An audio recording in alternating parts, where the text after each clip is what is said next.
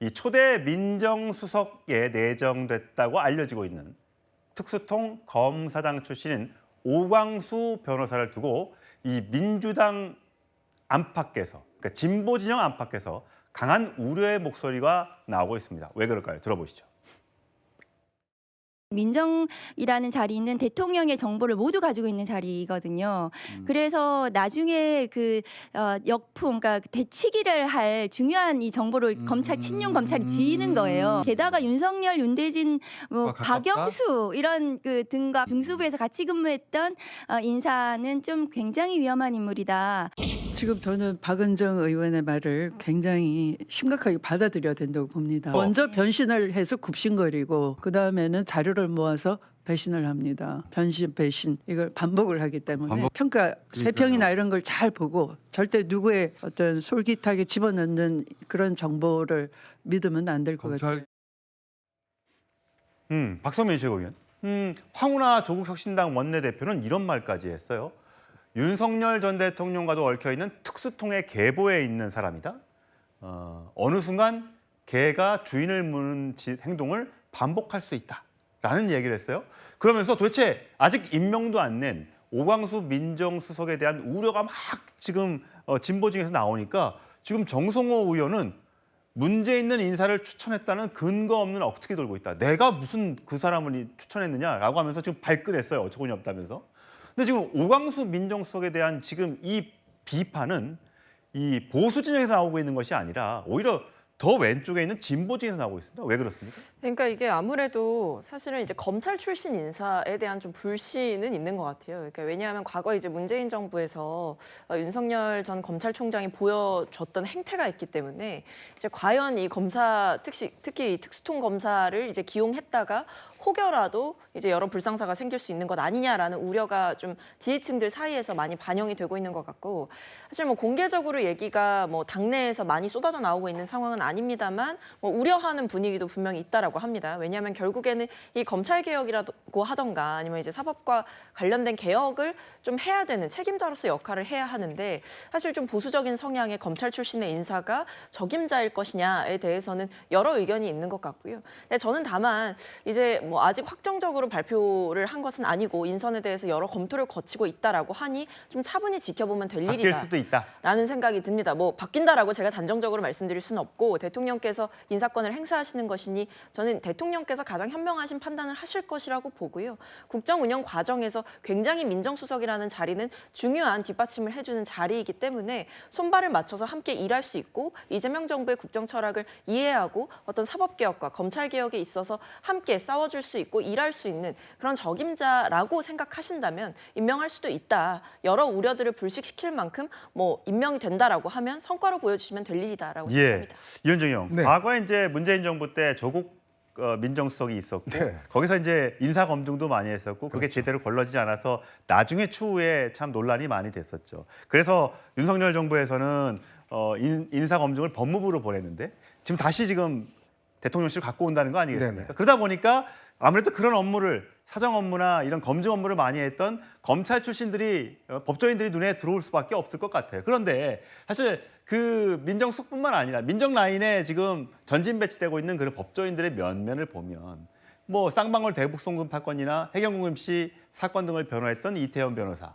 그다음에 공직선거법 사건을 변호했던 뭐 전치영, 그다음에 또 대북송금 사건을 변호했던 뭐 이장영 이런 등등의 사람들이 지금 주요 이 비서관들의 포진이 되고 있어서 이거 나중에 혹시 또 문제가 되는 것 아니냐? 뭐 이런 얘기가 나오나 봐요.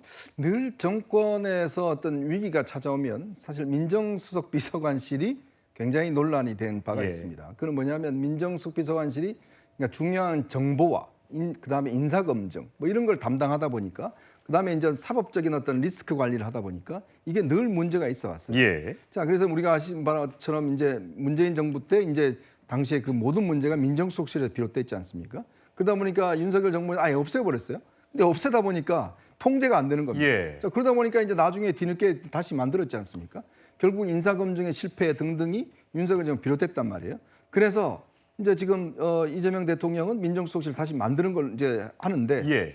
문제는 검사 출신이라서 안 된다 이렇게 이야기를 하는데 문제는요. 지금 좀 전에 우리가 이야기했던 경제팀 인사를 보시면 이재명 대통령이 그중에 우리가 잘 어떤 면에서 투쟁하고 이런 사람들이 아닙니다. 예. 다 그 분야의 전문가들을 시켰어요. 그렇죠. 그 이유가 뭐겠습니까? 실제로 일을 하는 사람들은 실무를 잘 알아야 돼요. 그리고 또 실무를 잘 알아야 또 내부 사정을 잘 알아야지만이 내부에 어떤 문제가 있는지 알아야 되는데 문제는 전혀 모르는 사람을 앉혀놔놓으면 도대체 검찰 내부가 어떻게 돌아가는지 법원 내부가 어떻게 돌아가는지 이걸 모르면 예. 이게 굉장한 갈등거리가 생깁니다. 음. 검사 3,000명을 해고할 겁니까? 그 판사도 3,000명을 다 해고할 거예요? 아니잖아요. 그러면 내부의 움직임과 이런 걸 잘 파악을 하고 그런 것들을 잘 조율할 수 있는 사람이 돼야 되는데 문제는 그 사람을 시키려고 그러니까 조국 혁신당에서 안 된다고 그러잖아요. 그러면 뭐 임은정 검사 이런 분들을 시킬까요? 네. 그러면 또 이게 검사 쪽에서는 또 이게 뭐 될 겁니다. 그러니까 현실과 어떤 명분 이 사이인데 제가 볼 때는 굉장히 중요한 시점인 것 같아요. 그러니까 여기서 이제 이재명 대통령이 본인이 어느 쪽을 선택하느냐. 예. 그러니까 논란이 있더라도 정말 실무를 잘 알고 어떤 능력 있는 사람 중심으로 갈 건지 아니면 뭔가 정권의 어떤 뭐 이념성이나 이걸 강조할 사람으로 할 것인지 예. 이걸 강조하다 보면 나중에 늘 실무에서 구멍이 생겨 있어요. 예. 참 어려운 문제. 좀 있으면 보십시오. 이제 인사검증 하잖아요. 그러면 이제 장관들 나오잖아요.